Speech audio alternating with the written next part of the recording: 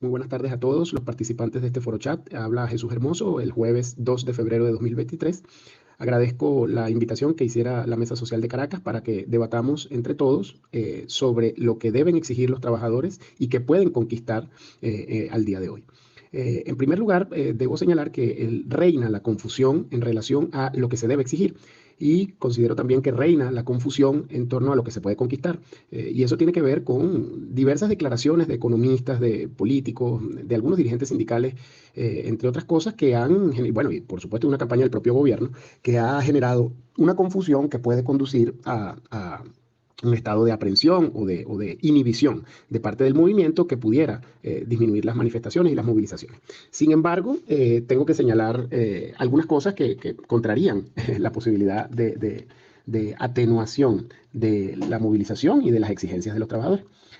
Podemos hacer un breve repaso. Para ello hay que señalar en qué punto estamos o dónde estamos. En primer lugar, lo masivo de las manifestaciones. Recientemente hablaba con otros colegas periodistas y les señalaba algo con lo cual ellos coinciden a partir de, por supuesto, del paneo que uno hace de lo que son las movilizaciones, de que en esta oportunidad la magnitud de la movilización en términos de extensión territorial y también en términos de integración de factores sociales, políticos, etcétera, de la sociedad, está muy por encima incluso de las movilizaciones que logró hacer en su mejor momento la Mesa de la Unidad Democrática. Eso demuestra que hay una participación mucho mayor y una identificación de parte de la sociedad venezolana con los intereses de los trabajadores, que son los intereses en última instancia de las mayorías empobrecidas del país. A diferencia de las movilizaciones que se daban en función de algún apoyo o de algún rechazo, tanto al régimen establecido actualmente, tanto al chavismo, como en favor de la oposición, en favor de alguna candidatura que pudiera salir del régimen vía electoral. La participación en extensión territorial es significativa. Municipios en donde nunca habían manifestado, ni siquiera durante todo el proceso anterior, desde la avenida del régimen chavista en el 2000 hasta la actualidad, municipios fronterizos que no habían participado en movilizaciones, hoy se están movilizando de forma masiva y de forma bastante firme. Eso demuestra que la extensión de la demanda social, de la demanda, de las cosas que exige el pueblo venezolano en torno a sus condiciones de existencia, está muy por encima de cualquier otro interés. Y eso tiene que ver, bueno, con la situación de pobreza, etcétera. En segundo lugar, se va desarrollando de forma espontánea la unidad en torno a la exigencia. Lo que empezó el año pasado con las movilizaciones de los maestros en el primer trimestre del 2022 y luego se convirtió en una movilización importantísima por parte de los jubilados y pensionados durante el mes de junio, julio y agosto, y luego se desarrolló con más fuerza en septiembre y octubre y se incorporó el movimiento magisterial a estas movilizaciones, se fue condensando toda la movilización en torno a la exigencia de aumento de salario. Y esta en particular hacia lo referido en el artículo 91, que es la nivelación permanente del salario mínimo y que por supuesto eso impacta en el resto de las escalas a una canasta básica. Aquí voy a hacer una diferenciación que la voy a hacer más adelante en otro audio.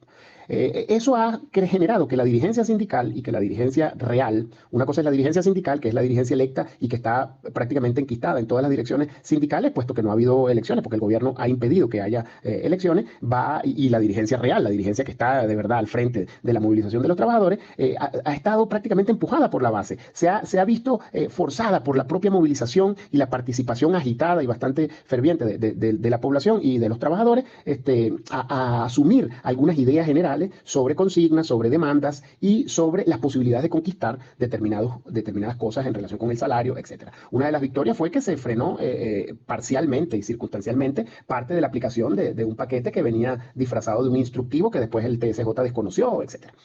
Eso pudiéramos decir que eso no es el resumen de una acción consciente, de una dirigencia unificada. Tiene que ver más con la unidad que se desarrolló de forma espontánea en la población trabajadora, en las movilizaciones, que condujo a que se lograra una victoria en esa demanda. Pero es importante señalar aquí que el gobierno destruyó totalmente el sindicalismo en Venezuela y lo fue destruyendo progresivamente al anular las posibilidades de renovación sindical, de renovación electoral, digo yo, en los sindicatos, la destrucción del sindicalismo libre, del sindicalismo con autonomía del patrón y, mucho peor aún, estimuló y desarrolló masivamente y de forma financiada un sindicalismo corporativo, un sindicalismo afiliado en este caso al régimen político establecido y al gobierno de forma particular. Entonces, ¿qué debe hacer hacer un movimiento sindical frente a la posibilidad de enfriamiento que puede haber, visto que no hay todavía, y esa es una de las limitaciones, una dirección unificada y un pliego de demandas que unifique a todo el movimiento en torno a una consigna, en torno a unas demandas y que canalice de forma mucho más precisa la exigencia de los trabajadores? Esto es una situación que debe resolverse y que tiene que resolver el movimiento de los trabajadores, digo yo, el movimiento real, incluso a pesar de que los sindicalistas enquistados estén en contra, la base de los trabajadores tiene que empujar junto a su dirigencia real en función de que se unifique una dirección única, unitaria a nivel nacional y en cada uno de los estados, en primer lugar, y en segundo lugar, que se unifique todo el movimiento en torno de un pliego de demanda. Si esto no se logra alcanzar, y esto hay que empujarlo, pero si esto no se logra alcanzar, el riesgo de enfriamiento existe. Ahora, va a ser un enfriamiento circunstancial. ¿Por qué? Porque el hambre nos va a volver a empujar a la calle. Eso es inevitable. La sociedad venezolana no está en capacidad de seguir estando en las condiciones de pobreza en las que está actualmente. Ok, en este segundo audio vamos a hablar sobre si se puede alcanzar o no un aumento y qué dicen las cifras. Primero tenemos que partir de una cosa que es objetiva. Ni los economistas ni los periodistas, no hay nadie en el país, salvo la nomenclatura del gobierno, que esté en capacidad de tener datos, de tener las cifras. Y yo creo, o sea, me atrevería a decir que ni siquiera todo el gobierno tiene claridad total sobre las cifras en términos generales de lo que es la producción en Venezuela y de lo que ingresa al país, etcétera, por los distintos rubros. Por ejemplo, las cifras petroleras, bueno, eso está en la opacidad total. No se sabe a ciencia cierta y siempre hay una disparidad en la cifra de cuánto se produce de petróleo. La OPEP tiene a veces sus cifras, la OPEP Plus a veces tiene otra cifra y PDVSA presenta otra cifra. Sin embargo, las sanciones que se ha impuesto a Venezuela por parte de Estados Unidos y de otros países en relación con la materia petrolera ha permitido terriblemente una opacidad casi total del ingreso petrolero, visto que el gobierno para evadir las sanciones ha recurrido a triangulaciones y en esas triangulaciones el petróleo incluso en algunas oportunidades puede parecer como un petróleo no venezolano y por tanto esos ingresos no van a registrarse y no van a entrar a las cifras del Estado porque son vías irregulares que se están utilizando para la exportación y para el pago.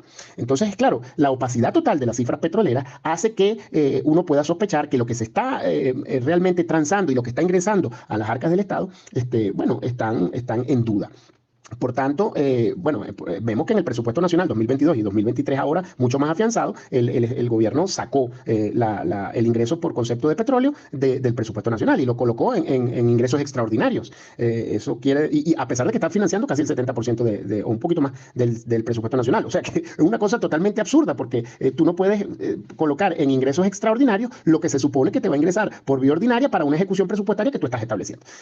Más cuando es un poquito alrededor del 70% del total del presupuesto. En relación con las cifras de minería, bueno, ni hablar. Eso no lo hablan los economistas, eso no hay nadie que lo pueda hablar, porque, bueno, es una cosa totalmente oculta. ¿Cuánto entra por concepto de oro? ¿Cuánto entra por concepto del resto de minerales? Que de la tabla periódica nosotros tenemos casi la mayoría de los minerales y sobre todo y en particular de los más demandados, como torio, coltan, tierras raras, rodio, etcétera, para contar aparte del oro. Entonces, ¿qué tenemos? Por ejemplo, recientemente yo conocí a una persona que trabaja ahí en el Ministerio de Energía y Minas, que señalaba sin saber quién era yo, porque me lo confesó a partir de una conversación que estábamos teniendo, sin saber para qué iba a utilizar estos datos yo, por supuesto, ¿no? Sin conocerme mucho, me dio unos datos que me sorprendieron y que coinciden más o menos con las especulaciones que tienen las investigaciones que se han hecho en materia periodística y que se han hecho en materia económica. Cerca del 70% de lo que ingresa en oro no lo registra el Estado. O sea, estamos hablando de una cifra, o sea, grosera, impresionante. Si eso se lleva al petróleo y al resto de minerales, estamos hablando de que la República, de manera oficial, no está registrando un ingreso que está obteniendo por vía de la venta ilegal, en este caso, obviamente ilegal, de todas nuestras riquezas minerales en el estado Bolívar, en el Amazonas y en otras zonas del país como Venezuela, etcétera, en donde hay una minería, bueno, el Zulia ni hablar, ¿no? Donde hay una minería. Esos datos dan una idea de la destrucción total del sistema de cifras, incluso hasta para calcular el Producto Interno Bruto y no hay forma. Ahora, lo que sí podemos deducir es que hay un ingreso extraordinario de riqueza y de dinero, por tanto, de dólares, etcétera, que no está siendo registrado y que está concentrándose en manos determinadas que más adelante vamos a tratar de descubrir en los otros audios.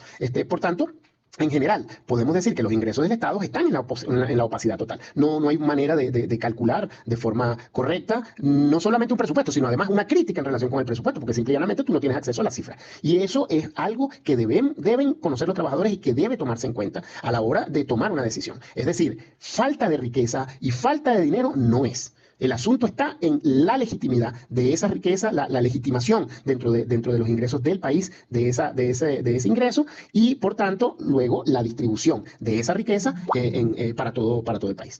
Eso creo que es fundamental para comprender el resto de asuntos.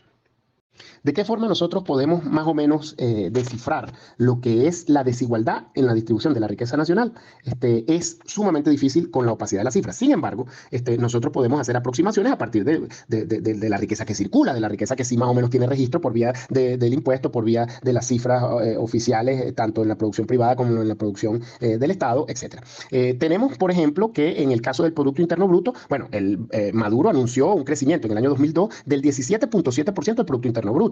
Una cosa que pudieras decir es extraordinaria, pero que contraviene o mejor dicho, que contraría lo que ha sido la caída del Producto Interno Bruto, que algunas cifras dan por alrededor de 600.000 millones de dólares para hace más o menos a 2008, cercano a esas fechas, y hoy en día apenas y en cálculos privados, no en cálculos oficiales, ronda los 200.000 millones de dólares. Por tanto, la caída es prácticamente de 3 veces la economía. Sin embargo, se registra oficialmente un crecimiento del Producto Interno Bruto de 17.7% y en el caso de por lo menos el Observatorio Venezolano de Finanzas y otras organizaciones, otros economistas, etcétera, que han investigado acerca del incremento durante el año 2002, cifran un número alrededor del 14% del crecimiento del Producto Interno Bruto. Eso quiere decir que hubo efectivamente un crecimiento de la riqueza. En segundo lugar, las estimaciones calculan un crecimiento entre 21.000 millones de dólares y 27.000 millones de dólares solo en el año 2002. Es decir, que esa riqueza tuvo una cifra más o menos aproximada de un ingreso extraordinario de dinero y, por tanto, de riqueza. De dinero representado en dólares en este caso y de riqueza nacional. Según las estimaciones, el Producto Interno Bruto en el año 2021 era de 169.000, informaciones oficiales, 169.000 millones de dólares. Y en el año 2022 asciende a 200.000 millones de dólares, casi 40.000 millones de dólares adicionales, según esta diferenciación a partir de investigaciones privadas. Es decir, que estamos hablando de una cifra enorme de ingreso de riqueza al país, no al Estado, no al gobierno, sino al país en términos generales. Las cifras del Banco Central hablan de un crecimiento del 20% en el sector público y del 15% en el sector privado. O sea que hubo un incremento de la riqueza en ambos sectores. En el mejor de los casos, pudiéramos decir que el peor de los casos no está tan lejos. Por tanto, no hay duda de que hubo un incremento de la riqueza en el país, que debería haber tenido un impacto en el crecimiento de los sectores más pobres también. O sea, ha debido mejorar el ingreso, ha debido mejorar las condiciones de vida, pero esto no sucedió. Ahora, ¿por qué no sucedió? Tenemos que preguntarnos qué parte de ese crecimiento le tocó a los trabajadores. Eso es lo primero que uno pregunta, porque, o sea, tú ves que vas empobreciendo en la medida en que pasa un año y todo el mundo dice que se está enriqueciendo el país, que Venezuela mejoró, que se aumentaron los ingresos petroleros, que aumentaron los ingresos por concepto de minería, aumentó el Producto Interno Bruto tanto en el sector público o impulsado por el sector público, pero también impulsado por el sector privado. Entonces tú dices, bueno, ¿y a mí qué parte me tocó? O sea, los maestros, los médicos, los trabajadores del Estado, pero también los trabajadores de la empresa privada. Bueno, ¿qué parte le tocó?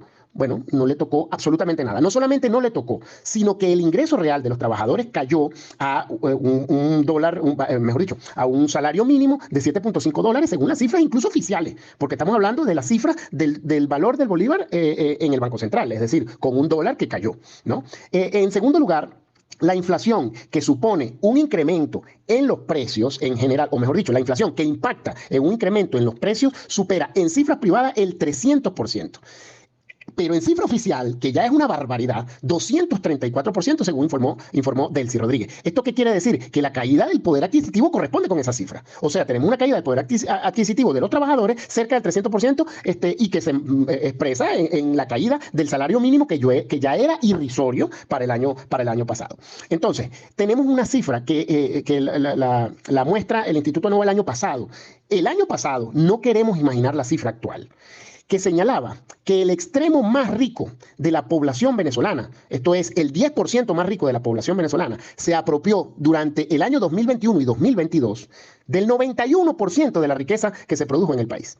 Y el extremo más pobre, es decir, el 10% más pobre de la población, y eso tiene un impacto, por supuesto, en el resto de las escalas, produjo una caída en su riqueza del 11%.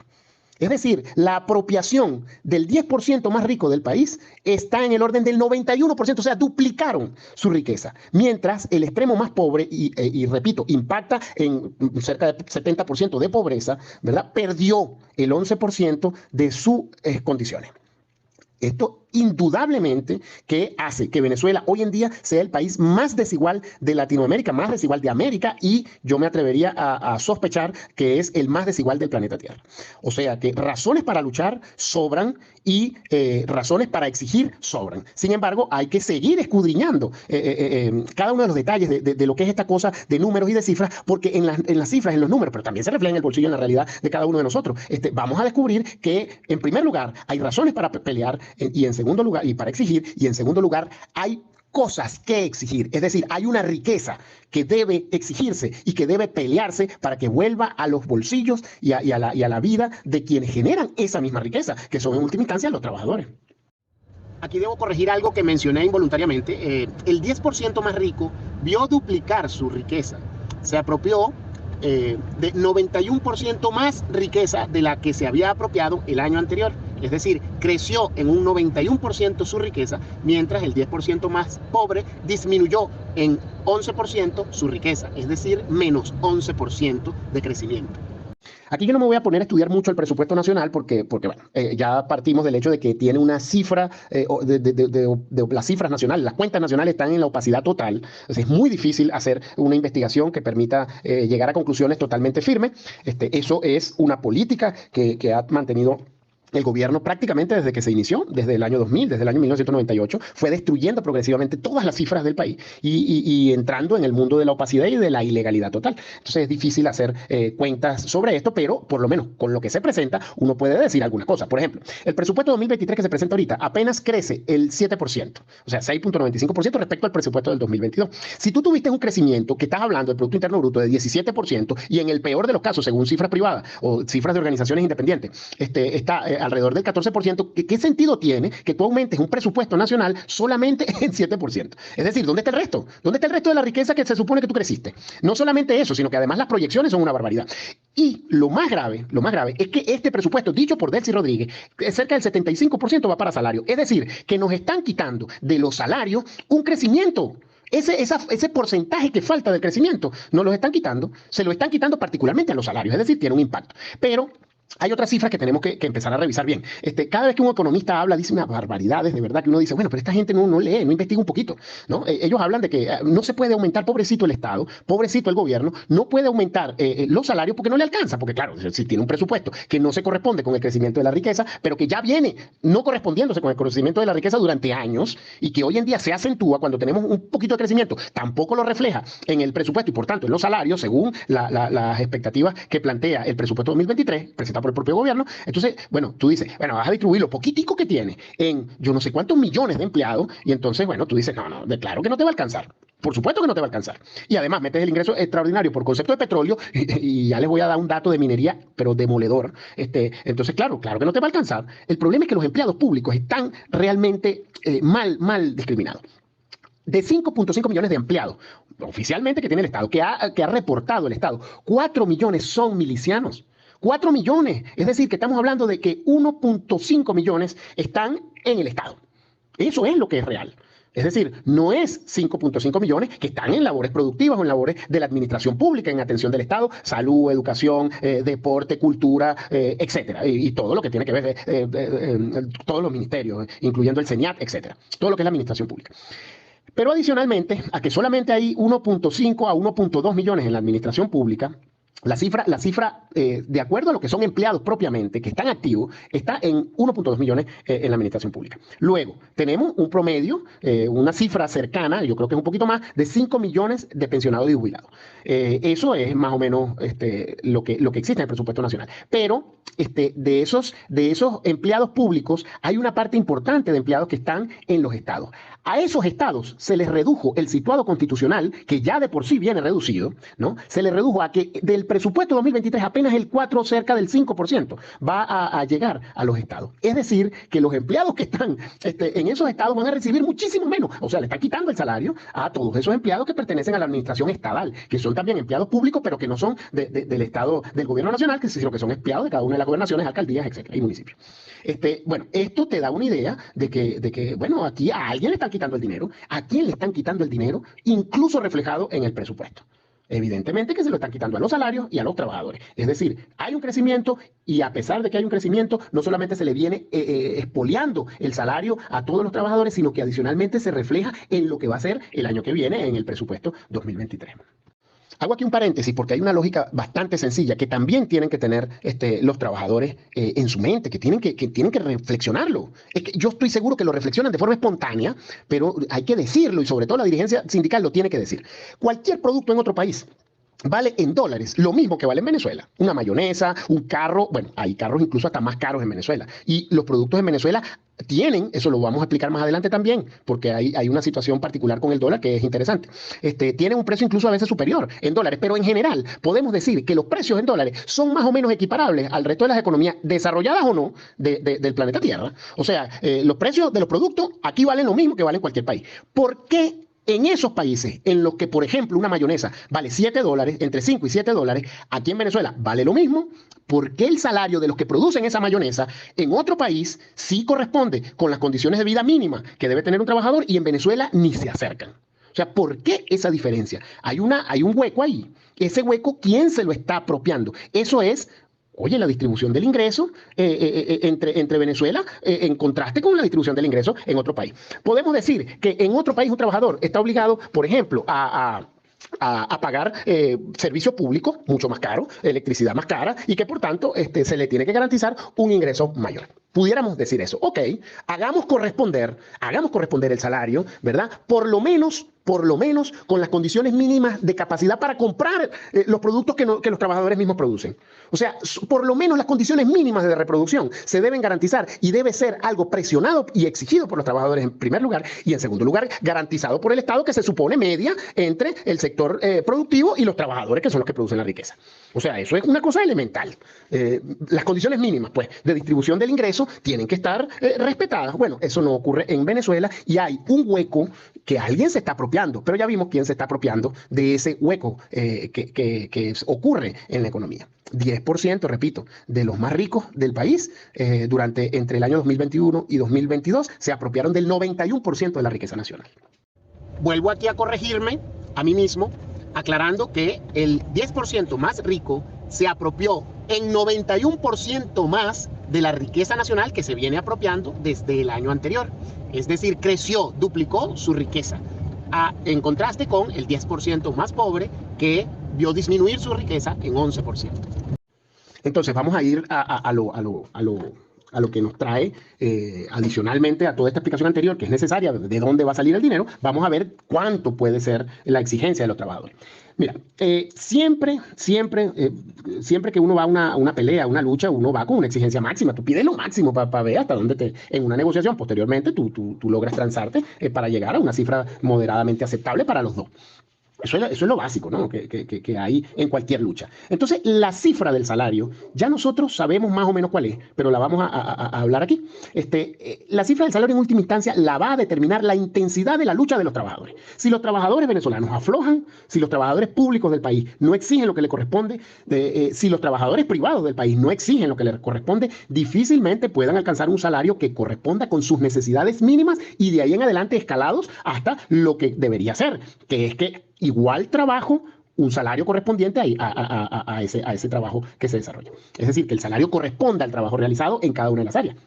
Sin embargo, nosotros tenemos que la Constitución, a pesar de que eso es un articulado enredadísimo, establece un parámetro. Y establece un parámetro que corresponde con la canasta básica, lo establece en el artículo 91, pero además establece, bueno, la progresividad de los derechos, que las contrataciones colectivas deben garantizar siempre una progresividad en favor del trabajador, ni en detrimento del trabajador, etc. Establece un articulado que pudiéramos decir es más o menos avanzado en materia laboral, aunque tiene trampas y esconde trampas terribles como el asunto de una indexación camuflada a través de la cesta alimentaria, a través de la canasta básica. Sin embargo, en el artículo 91 se habla prácticamente de dos salarios. Se habla del salario mínimo vital, que estaríamos hablando prácticamente de la canasta alimentaria, y se habla luego de la canasta básica, o de un salario que cubra las necesidades básicas del trabajador, que incluyen alimentación, y que incluye otros asuntos, como recreación, formación, etcétera. Internet, todas esas cosas que tienen que corresponder con porque son objetivamente las necesidades básicas de una familia. Todas las cifras rondan, cifras de todas las instituciones que estudian esto, rondan que la cesta alimentaria, o sea, solo comida, única y exclusivamente comida, sin que el trabajador pueda vestirse, sin que el trabajador pueda ni siquiera cepillarse los dientes, solamente comida, son $400 mensuales que necesita una familia promedio en Venezuela. Es decir, que un trabajador que sea sostén de hogar debe percibir como mínimo, según la propia Constitución, $470. Y además, ¿verdad? El Estado garantizará, eso lo dice el artículo 91, la canasta básica, que todos los estudios indican que ronda, por lo menos el Senda señala $970, hay otras organizaciones que señalan más de $1.000 y hay otras organizaciones que señalan un poquito menos de $970. Podemos promediarlo en 970 o $1.000. La canasta básica que requiere una familia venezolana y un trabajador sostén de hogar debe percibir esta cantidad, según la Constitución, para que corresponda su salario con un salario mínimo de subsistencia en Venezuela. Es decir, que nosotros estamos en $7.5 el salario mínimo actualmente. La diferencia es abismal. Es abismal y no es solamente correspondiente a todo lo que hemos descrito anteriormente que nos han robado. No, aquí es peor todavía, porque aquí se demuestra que hay un saqueo, pero monstruoso, de los trabajadores venezolanos, que es impensable. De $7.5 que está el ingreso oficial, ¿verdad?, a 470. Es más, un profesor universitario, mi esposa, lo pongo de ejemplo, ¿no? Profesora, docente de la Universidad Central de Venezuela, cursante de un doctorado, con una cantidad enorme de especializaciones, con cursos, con una experiencia de larga trayectoria no es que sea muy vieja, no, ella es muy joven, pero está trabajando desde muy niña, una experiencia larga en el área en el que trabaja, y bueno, ella recibe a lo sumo $20 mensuales como profesora tiempo completo en la Universidad Central de Venezuela, una barbaridad. Es decir, que todos los años de estudio, de investigación, de formación, toda la comida que se comió y todos los pasajes que pagó y todos los libros que tuvo que pagar y las copias y todas las cosas que tuvo que invertir, no solamente ella, sino su familia, para que ella fuese una trabajadora altamente calificada en el país, bueno, su remuneración no corresponde ni al 10% de la cesta alimentaria. De la cesta alimentaria.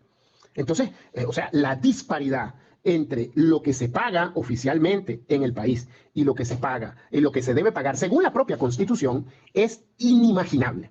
Esto es de verdad algo escúchale, los trabajadores tienen que reflexionar hondamente, porque hay algunos dirigentes sindicales que dicen la barbaridad de que, bueno, vamos a transarnos por 100, vamos a transarnos por 200.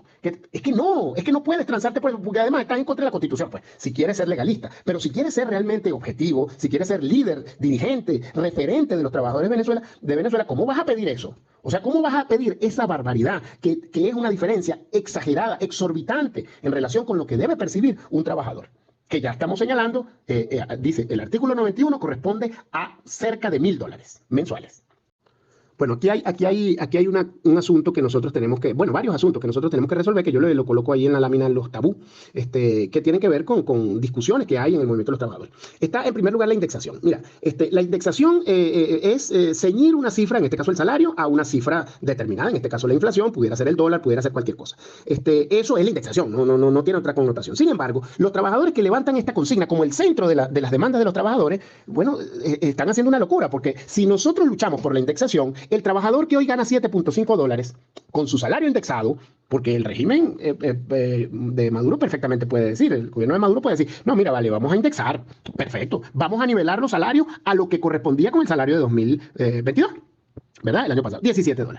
17 a $30. Creo que se decretó un salario mínimo en relación con el petro que era $30. Ok, los trabajadores que ganan hoy $7.5 van a volver a ganar indexados $30. Si esa es la pelea, bueno, yo les pregunto a los trabajadores, ¿están dispuestos a acompañar eso? O sea, ¿están dispuestos a acompañar la pelea solo por la indexación? Eso no tiene sentido. Ahora, el artículo 91 establece un parámetro de indexación y además establece la temporalidad en la cual se va a realizar esa indexación. Es decir, establece que en primer lugar el salario va a ser correspondiente a la canasta básica, que ya dijimos que ronda cerca de los $1.000, y en segundo lugar el salario se va a revisar de forma anual, es decir, que anualmente vamos a revisar. Si un trabajador lucha por la indexación y conquista hoy $1.000, ¿verdad? Tiene que revisarlo, según el artículo de la Constitución, dentro de un año. Por tanto, el año que viene, si nosotros seguimos con el mismo ritmo de inflación oficial que declaró Delcy Rodríguez, 234%, nosotros tendremos un poquito menos del 30% del salario. Es decir, que en enero del año 2025, los trabajadores que hoy conquisten, hoy, el 1 de febrero, conquisten $1.000 de salario mínimo, van a estar ganando cerca de $300 en enero del año 2025. Esto no tiene sentido. No tiene sentido ese mecanismo que establece la Constitución. Pero hay otro detallito. Los que reclaman solamente la pelea o centran la pelea y también el ataque, que considero que es erróneo y equivocado hacerlo, la pelea de la indexación al dólar. Y hay algunos dirigentes sindicales que salen diciendo, aquí hay que luchar es por la indexación al dólar. Y lo reclaman como si fuese el centro de la lucha de los trabajadores, cuando vemos anteriormente que no tiene que ver con el dólar, que tiene que ver con la distribución de la riqueza. Sin embargo, veamos las cifras en dólares. Los precios de las cosas en dólares corresponden relativamente a los precios del dólar. Es decir, el ritmo de aumento de precio de los productos, de los bienes y servicios, va en correspondencia aproximadamente con el precio del dólar oficial y a veces del dólar paralelo, que ahorita no está teniendo mayor diferencia con el transcurso del tiempo. Esto significa que de forma natural todas las cosas se están indexando entre sí, entre dólar y precio de los productos. ¿Qué no se está indexando o qué no crece al mismo ritmo? El salario de los trabajadores. Y ese es un detalle. Pero los que reclaman que indexemos nuestro salario al dólar pierden de vista que el poder adquisitivo en dólares durante 2022 cayó 27%. ¿Esto qué significa? Que por cada dólar ahora solamente puedo comprar el 70% de lo que podía comprar con $1 el año pasado. Entonces, si indexamos nuestro salario al dólar, ¿verdad? Solo al dólar. En este año el poder adquisitivo de $1.000 corresponderá el año que viene al poder adquisitivo de $700. Por tanto, también ahí hay una trampa. Indexar solo por indexar o concentrar la lucha de los trabajadores solo en la indexación, en cualquiera, ¿verdad? Anclado solamente a eso, ¿verdad? Es una lucha limitada y es una lucha que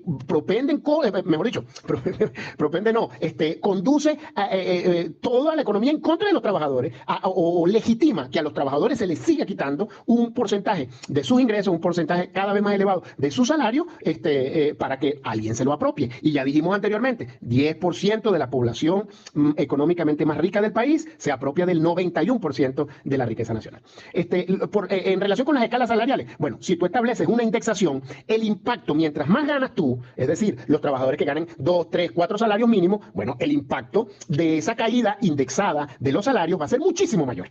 Es una barbaridad. O sea, eso no tiene sentido y muchísimo menos para las escalas salariales. Por tanto, no valdría la pena centrar la lucha en eso. Pero hay otro detalle más terrible todavía. Los gastos del Estado. Ya dijimos que hay una opacidad total y además hay una disparidad, pero abismal, entre los ingresos reales y la producción o el crecimiento de la riqueza nacional y la opacidad de la cifra. Entonces, el Estado puede establecer, como establece Delcy Rodríguez, una inflación de 234%. Y eso es lo que tú vas a negociar el año que viene, cuando establezca la indexación, porque solo la indexación, ¿no?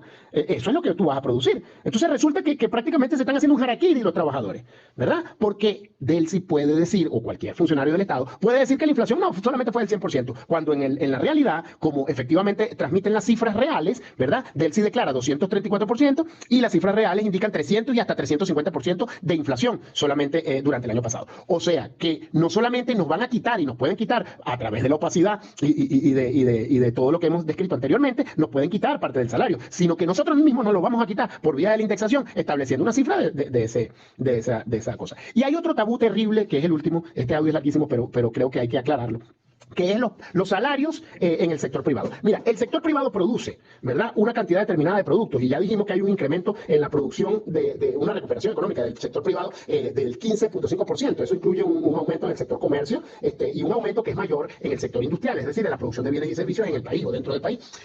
Pero hay un crecimiento de precios de los productos. Todos los empresarios le ponen precio a sus productos y lo anclan al dólar, está anclado al dólar todo el tiempo, incluso lo ponen por encima de los precios internacionales. Pero los salarios en el sector privado hay una una trampa, porque muchos economistas dicen que el sector privado paga entre 150 y $200 de salario, y eso es mentira, eso es absolutamente falso. El sector privado paga $7.5 porque paga de acuerdo al salario establecido como salario mínimo por el gobierno nacional. Todo lo demás lo bonifica, y ahí es donde está la gran trampa, es decir, no tiene incidencia en el salario, no tiene incidencia en las prestaciones, y anualmente cuando un trabajador sale del trabajo o se lo pagan anualmente y decide aceptarlo anualmente, solamente le está pagando sobre los $7.5, no le está pagando sobre los 150, $200 que dicen que son el ingreso, el salario en el sector privado. Entonces aquí hay una trampa, porque aquí también le están robando a los trabajadores un porcentaje enorme que tiene que ver con las prestaciones y que tiene que ver con la incidencia del tiempo de trabajo en su salario final o en lo que va a obtener como pago por el trabajo realizado y por el tiempo de desgaste de su propio cuerpo. Entonces, de verdad que hay demasiados enredos ahí que los trabajadores, yo estoy seguro que los trabajadores, esto que le estoy diciendo no les suena extraño, pero eso tiene que decirlo la dirigencia sindical y tiene que denunciarlo la dirigencia sindical y no lo denuncia tampoco. Ahora, aquí tenemos que decir, además, que la lucha de los trabajadores tiene unas urgencias que resolver. Yo creo, estoy seguro que los trabajadores en este país van a estar orgullosísimos de que la jerarquía en el establecimiento de un salario mínimo y de un salario digno en escalas correspondiente al trabajo que realizan para los docentes en Venezuela, ¿verdad?, sea un salario superior, acorde con la labor que están realizando, porque son los hijos de los trabajadores los que están formando, sobre todo los maestros que están en la educación pública. Bueno, maestros activos, por lo menos oficialmente, en la administración pública son apenas 365.000 maestros. No estamos hablando de los 5 millones, 10 millones, 12 millones de trabajadores que hablan algunos economistas diciendo barbaridades y tergiversando cifras que parece que fuesen agentes del gobierno en lugar de ser economistas que analizan de verdad con seriedad y con objetividad la economía. No, los maestros son solamente 365.000. Es decir, son 365.000 de forma oficial. Sin embargo, hay dirigentes sindicales de sindicatos establecidos que tienen algunas cifras que señalan que de esa cantidad activos y en Venezuela solamente hay entre 100 y 150.000 trabajadores. O sea, una barbaridad, porque eso refleja que lo que yo he visto y he corroborado con los amigos de mi hijo, que estudian en algunos estudian en el liceo público, que tienen en bachillerato profesores de 7, 8, 9 materias, tienen 4 o 5 profesores, los demás no están, renunciaron, se fueron. Seguramente aparecen oficialmente como activos dentro del Ministerio de Educación, pero no están dando clases o se fueron del país. ¿Por qué? Porque ¿qué trabajador va a poder dedicarle todo su esfuerzo a unos niños que están en formación si lo que percibe son 7.5, en el mejor de los casos $20, $30 mensuales? O sea, eso no tiene sentido y eso es lógico que haya un éxodo enorme y una pérdida. ¿Vamos a estar o no de acuerdo todos los trabajadores de este país en que los educadores sean los mejor pagados? Eso yo dudo que alguien tenga duda. Bueno, asumiendo cifras oficiales, son nada más 365.000 trabajadores. Sobre esa base es que hay que sacar el cálculo de cuánto va a gastar el pobre Estado y el pobre gobierno en pagarle a esos trabajadores un incremento que corresponda con el artículo 91 como base y de ahí en adelante las escalas correspondientes. En relación con el sector salud, solo 42.000 empleados hay en el sector salud. Es decir, suponiendo que todos sean médicos, que no es el caso, médicos son 30 y pico mil. Bueno, imagínense ustedes, mejor dicho, ¿cuántos médicos, cuánta población atiende cada médico? O sea, estamos sin médicos, estamos sin salud. Ahora, ¿por qué? Bueno, claro, lo mismo. Un doctor, ¿verdad?, graduado todos los años y las pestañas que implica estudiar medicina, quemarse las pestañas y los libros y el gasto enorme que implica esa carrera, la profesionalización y la especialización que debe alcanzar en cada una de las áreas, que le paguen, bueno, $20, $30 mensuales. Eso es una ofensa inimaginable, ¿verdad? Y un atropello inimaginable. Bueno, los trabajadores de salud son 42.000, ¿vale? Son 42.000. Pon tú que nos pongamos la meta de duplicarlo en este año y que sea un acuerdo y una exigencia de toda la dirigencia sindical del país, de toda, de pública y privada, de que el sistema de salud esté bien dotado y que además los trabajadores del sistema de salud estén bien remunerados. ¿Ah? Bueno, lo podemos llevar a 100.000 trabajadores. Eso es lo único que tenemos que pagar. Eso es lo único que le tendríamos que quitar al presupuesto del Estado, ¿verdad? En relación con las empresas básicas, que es vital, que son las que producen el hierro, el níquel, el aluminio, bueno, y todo, Minerven, etcétera. Todas las empresas que conforman la CBG, pudiéramos decir, son, según cifras oficiales, entre 50.000 y 55.000 trabajadores. O sea, unos trabajadores, unos obreros que están en el área sensible, estratégica de la nación, pregunto yo, apenas 55.000, pongamos que es una cifra mayor, pero el que dicen oficialmente es 50.000, no merecen un sueldo y un salario correspondiente con la labor de riesgo enorme que están realizando para producir la riqueza de este país, que ya dijimos está en cifras de opacidad. Oye, yo creo que ningún trabajador va a estar en contra de eso. Ahora, la administración pública real, en total, incluyendo empleados, incluyendo gente que atiende en el CENIAL, el que te saca la cédula, el que te saca todo. todos los empleados públicos, entre 1.2 y 1.5 millones de empleados públicos. La administración pública no merece sueldos dignos para que por lo menos no te traten tan mal en los institutos, porque con ese salario, ¿quién va a querer responderte con una sonrisa? Bueno, esa administración pública es solo 1.2, 1.5, porque yo no puedo contar a las milicias, que son 4 millones, como empleados públicos, porque eso no están trabajando ni están produciendo ninguna riqueza para el país. Eso lo único que están haciendo es, bueno, actos de proselitismo político y, bueno, algunas veces ataques a las manifestaciones de los trabajadores que están exigiendo salario. Entonces tú no puedes contar con que va a ser correspondiente a los milicianos el mismo salario de los educadores, de los médicos o de los trabajadores de las empresas básicas del Estado. Bueno, me falta aquí PDVSA de los trabajadores petroleros. Es una barbaridad pedir una equiparación. Entonces, el economista que haga una equiparación y que diga que todo eso hay que pagarlo, está mintiendo. Está mintiendo porque tú no puedes hacer correspondencia y tabla rasa con todo como si fuera lo mismo, porque no son lo mismo. Y por tanto, eso también lo tienen que pelear los trabajadores y la dirigencia sindical. Entonces, ya llegando al final de la exposición, que es larguísima, disculpen, ¿qué deben hacer los trabajadores? Bueno, en primer lugar, los trabajadores deben dotarse de un pliego de demandas único y unitario, que refleje los intereses de todos los trabajadores del país. No puede ser otra la vía, porque si no, vamos a tener a unas federaciones negociando un pliego distinto al que están exigiendo los trabajadores en una manifestación en la calle. Y eso debemos resolverlo. Y eso tiene que resolverlo también la participación de todos los trabajadores de la base, presionando en función de que las demandas sean unificadas. En segundo lugar, deben dotarse de una dirección nacional y direcciones regionales unitarias para que todos los trabajadores estén conducidos por una sola dirección, con un solo pliego y en una sola línea táctica y estrategia para la lucha que tenemos que emprender los venezolanos. Y los venezolanos trabajadores de forma particular.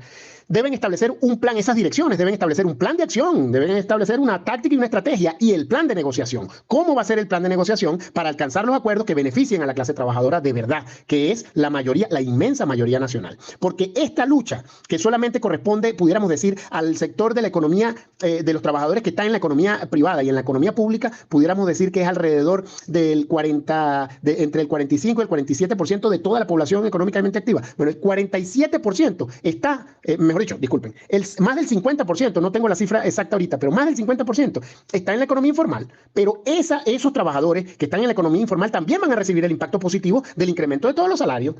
¿Por qué? Porque aumenta la demanda y como están en el sector comercio generalmente, son buhoneros, están en el sector de intermediario de la economía, algunos incluso hasta en el sector productivo, seguramente van a recibir el impacto del aumento de la demanda que va a tener como consecuencia el aumento de los salarios de los trabajadores. Entonces, es toda la economía la que se dinamiza a partir de la conquista de un incremento salarial.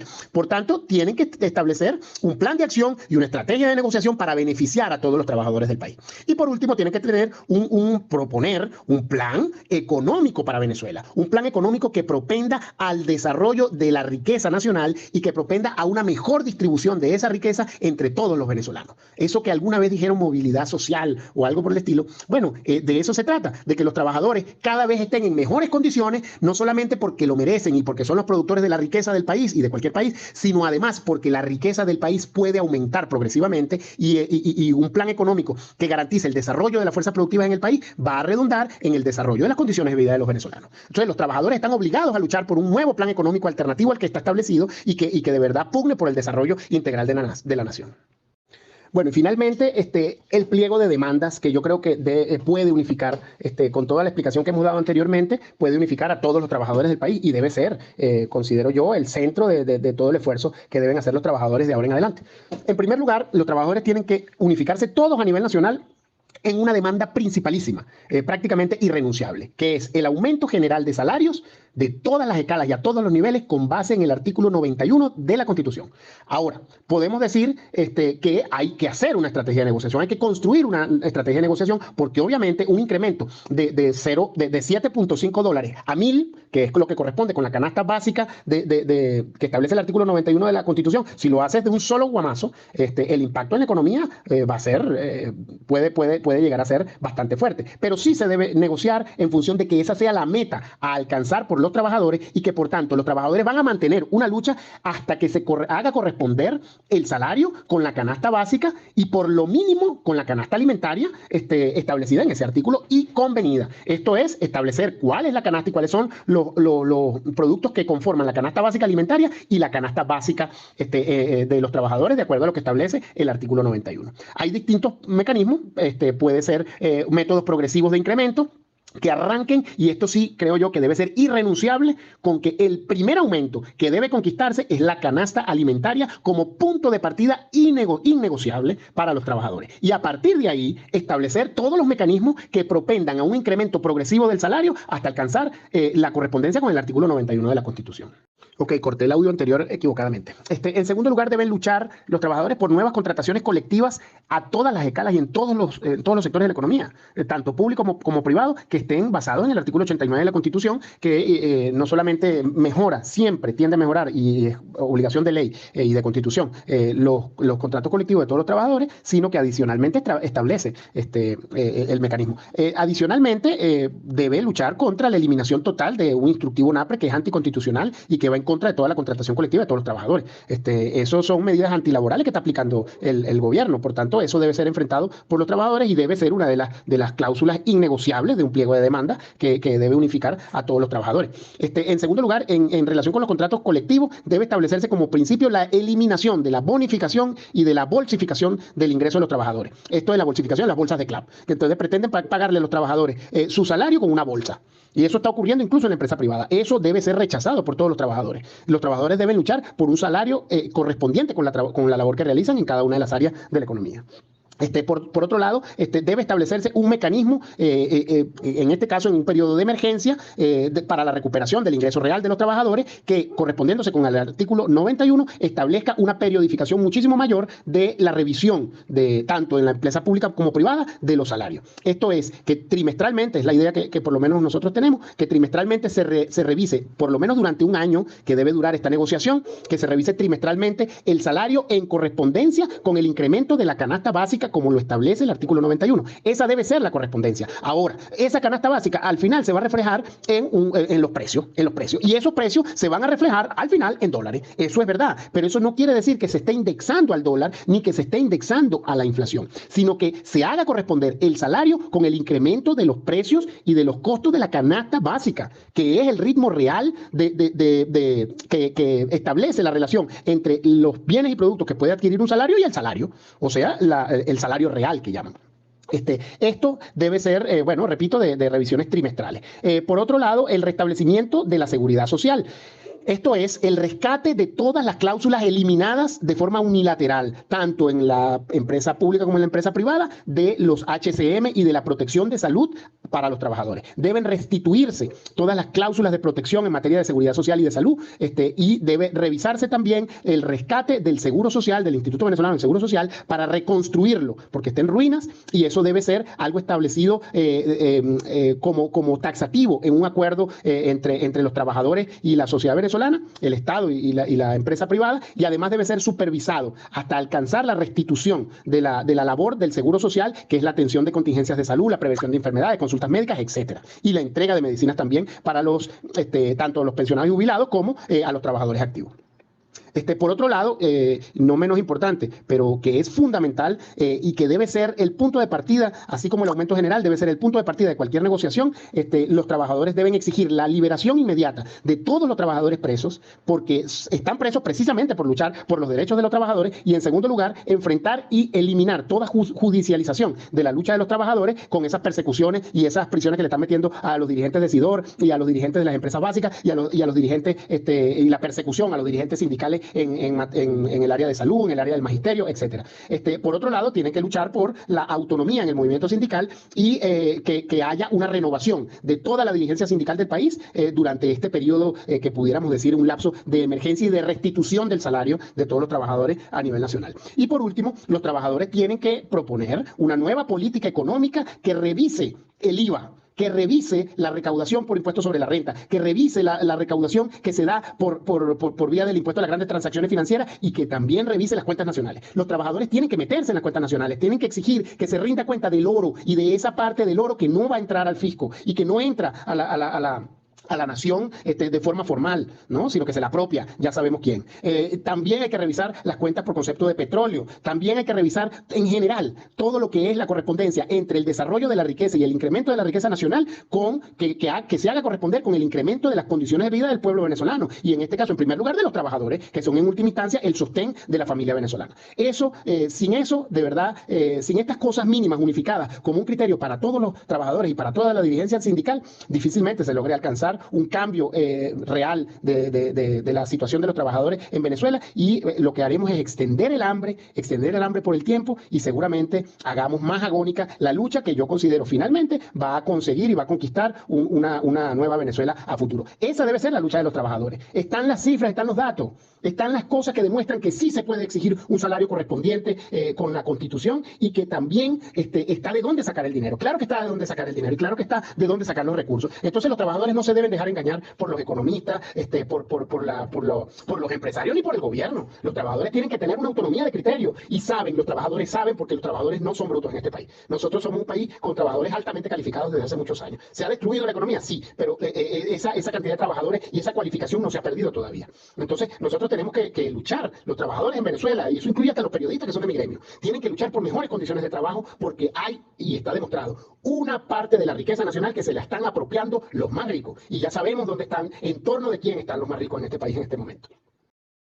Bueno, y finalmente quiero agradecer a los compañeros de la mesa social y a todos los que participan y tienen la paciencia para oír esta cantidad de audios tan larga, pero hay muchas cosas que explicar y la dirigencia sindical tiene cosas que debatir rápidamente y creo que hay posibilidades de que se unifique en torno a una dirección nacional, en torno a un pliego de demanda y que la lucha se oriente, se dirija correctamente hasta que los trabajadores en Venezuela logren conquistar condiciones de vida digna, condiciones para el pueblo venezolano de dignidad, etcétera, y que nos saque de la miseria que no es la miseria por la producción de riqueza nacional, ya lo vimos en todo lo que ha sido la exposición. No, se trata de una distribución desigual. Venezuela se ha convertido en el país más desigual del planeta Tierra, a mi juicio, y los trabajadores están obligados no solamente porque es de vida o muerte su lucha por la subsistencia, sino que están obligados ética y moralmente a luchar por la restitución de los derechos del trabajador, que es quien en última instancia ha generado esos incrementos recientes de riqueza. Venezuela se aproxima, va en dirección a un incremento cada vez mayor de la riqueza nacional.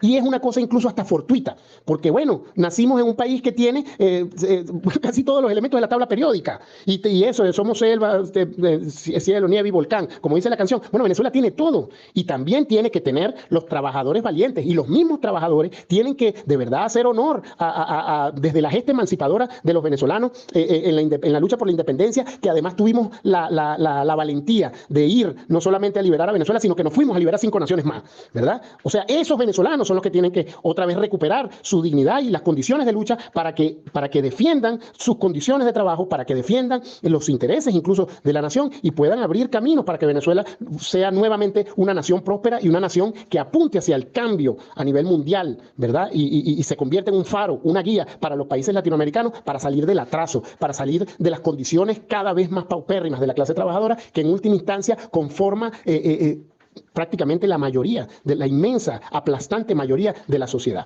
Aquí hay que decir las cosas como son. No son los ricos los que generan la riqueza, son los trabajadores. Los ricos se la apropian, pero son los trabajadores los que generan la riqueza.